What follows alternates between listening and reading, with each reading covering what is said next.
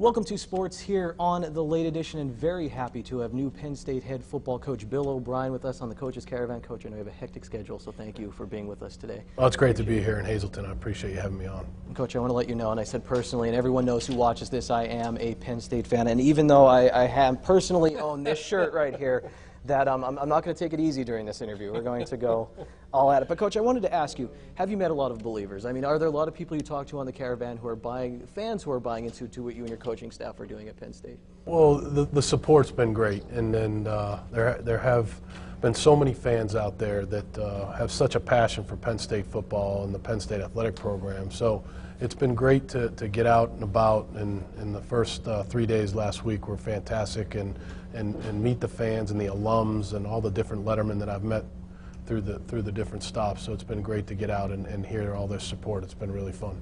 I started school here at Penn State Hazleton. I actually took art history in the classroom we're sitting in, so it means a lot to me, and I'm glad that you're here. And I don't know if you're aware, but you kind of won over a lot of fans in the Hazleton area. And actually, Mr. Rich Scarcella, who's over there, when he tweeted this photo of you eating a piece of Snap's pizza, I don't know if you remember eating it, but did you enjoy it? Did you like the cold pizza? Do you remember this day? I mean, yeah, it probably was a whirlwind. That was right outside of our pro day, Haluba Hall, and somebody offered me a piece of pizza, and if you know me, I'm not one to turn down a good piece of pizza, so that was fun.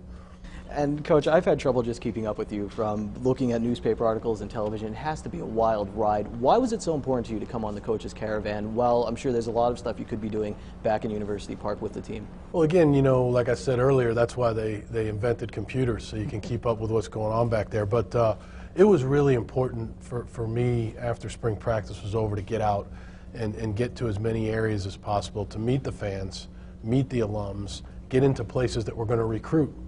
That's really important. It's also been a chance for me to bond with the other coaches. Last week it was Patrick Chambers, Denise St. Pierre, Beth Sullivan, Char Moret. This week it's Coquise Washington, Greg Nye, Russ Rose. So, it really gives us a chance to bond as an athletic department. So it's really been a number of different goals that have been accomplished, and it's been fun to be on the ride.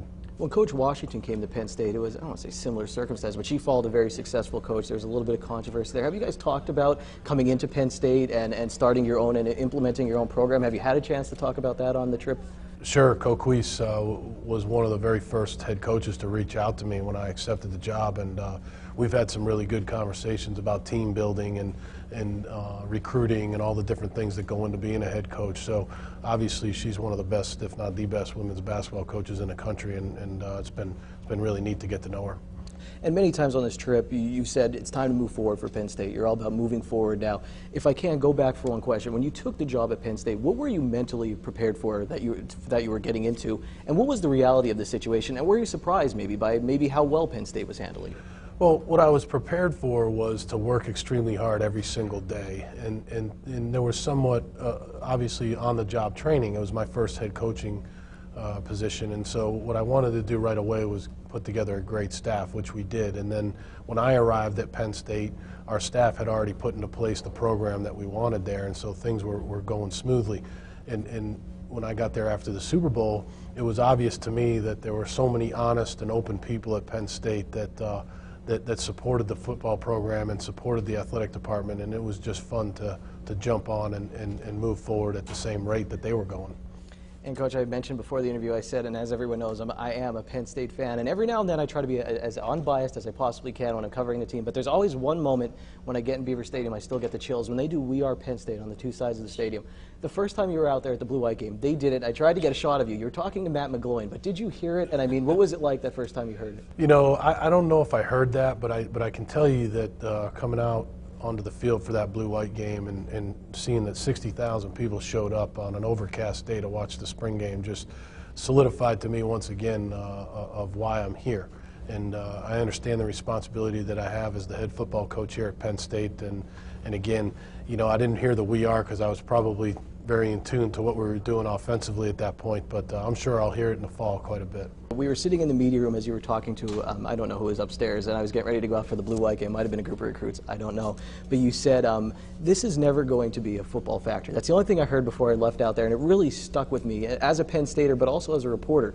Can you talk about that? I mean, when you say stuff like that. Well, this will never be a place where football players are solely identified as football players. This will be a place that football players can come and and get a well-rounded college experience. They can experience academic diversity, a great college community, a student body that really supports them.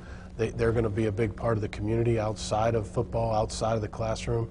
And at the end of the day, their number one goal is to receive a great education and graduate with a very special degree and hopefully play some great football for us. So this will always be a place that's built on those standards of great academics and great football. Big part of the Penn State family now. You've been into it for a while now. What's the best part of being a Penn Stater? What do you like the most? The people. The people, the student body, the people that I work for, the coaches in the athletic department, the players that we coach. It's a great place because of the people, and that's been apparent to me from day one. Well, Coach, thank you very much for the time you gave to us here in Hazleton today, and I hope you enjoy your stay here in Hazleton. As brief as it may be as you keep rolling on the Coach's Caravan. The late edition is coming right back with the top story recaps, and we'll be back here at Penn State Hazleton to talk with Coach Coquese Washington in the second half of sports. We'll be right back.